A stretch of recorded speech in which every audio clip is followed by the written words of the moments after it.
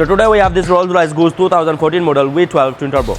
The customer was complaining when he started the car, he was feeling vibration on this car, and he see the drivetrain message on instrument cluster and display. After diagnosis, we found the issue that someone already changed the spark plug and ignition coil, and problem still not solved. So we found the issue that injectors have problem and need to flush the injectors only. As you can see here, the car is okay now. There is no drivetrain, no anything. Now we already flushed the 12-piece injectors, so now the car is okay. So if you're also having like this kind of issue in your car, you can contact with us.